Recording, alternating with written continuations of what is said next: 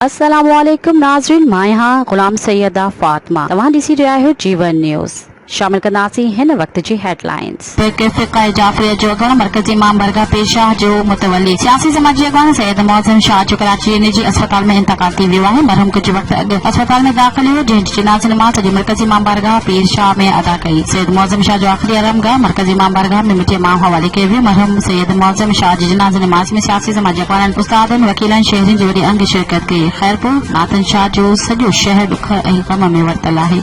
ईद मिलादुन नबी सल्लल्लाहु अलैहि वसल्लम जे हवाले सां टाउन जटिया जे चेयरमैन वॾे रोज़ सजात जुड़े जो सदारत हेठि जटिया टाउन जे शहरियुनि जो इजलास थियो। इजलास में टाउन जटिया में थींदड़ जश्न ईद मिलादुन नबी सल्लल्लाहु अलैहि वसल्लम जे हवाले सां सफ़ाई सुथराई जा फुल प्रूफ इंतजाम करण लाइ अहम फैसला कया विया। चेयरमैन सजात जुड़े जो ॻाल्हाईंदे चयो त मिलाद दौरान सफ़ाई सुथराई ऐं रोशनी जा ख़ासि ख़्याल इंतजामी यकीनी बणाया वेंदा। ईद मिलादुन नबी सल्लल्लाहु अलैहि वसल्लम जे मौक़े ते पुरअमन ऐं ख़ुशगवार माहौल खे यकीनी बणाया। काज़ी अहमद लग नेशनल हाईवे टूल प्लाज़ा वटि डीज़ल सां भरियल तेज़ रफ़्तार ऑयल टैंकर ब्रेक फेल थियण सबबि साइड ते कल्टी थी पियो। टैंकर कराची खां दौलत तरफ़ वञी रहियो हो त हादसे में ड्राइवर मोहम्मद गुल बंगल रिहायशी कोयटा मामूली ज़ख़्मी थी पियो, जंहिंखे काज़ी अहमद अस्पताल मुंतक़िल कयो वियो। वधीक ख़बरुनि ऐं अपडेट्स लाइ ॾिसंदा रहो जीवन न्यूज़।